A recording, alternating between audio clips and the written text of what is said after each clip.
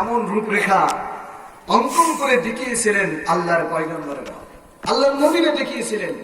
বিশেষ করে আমাদের জাতির পিতার নাম কি? গতকাল আমি ওয়াদা করে গিয়েছিলাম যে আমি সামনে কুরবানি, যেহেতু আমি ইব্রাহিম আলাইহিস সালামের আল্লাহ ইবাদত কিভাবে করেছেন, পরীক্ষা কেমন করে তিনি দিয়েছেন, এ ব্যাপারে আমি কিছু বলবো বলেছিলাম না? তো ইবাদতের সংজ্ঞার ভিতরে আমি কিছু কথা বলবো। তো আপনারা শুরুতেই বলেন আমাদের জাতির পিতা কে? আর যারা বললেন না তাদের কি অন্য কোনো ধান্দা আছে নাকি? বিশ্বাস করেন, জান্নাত যদি পেতে হয় আল্লাহর দেওয়া, আল্লাহর সিলেকশন করা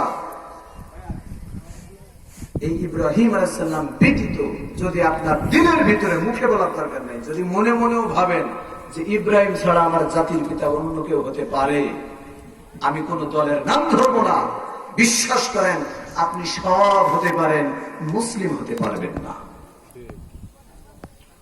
আমার ভাইরা, জাতির পিতা এমনি এমনি হওয়া যায় না।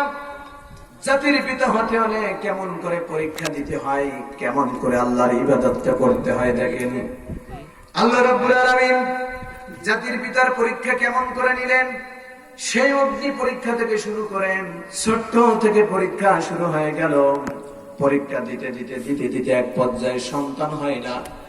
শেষ বয়সে যখন সন্তান পেল, ওই সন্তান আবার যখন পিতার সঙ্গে একটু কাজ করার মতো বয়সে যখন উপনীত হয়ে গেল, একটু চলাচল করার মতো বয়স হলো, 10 থেকে 12-13 বছর বয়স হয়ে গেল, ঠিক সেই সময় আল্লাহ রাব্বুল আলামিন স্বপ্নের মাধ্যমে হযরত ইব্রাহিম আলাইহিস সালাতু ওয়াস সালামকে জানান দিলেন, ফালাম্মা বালাগা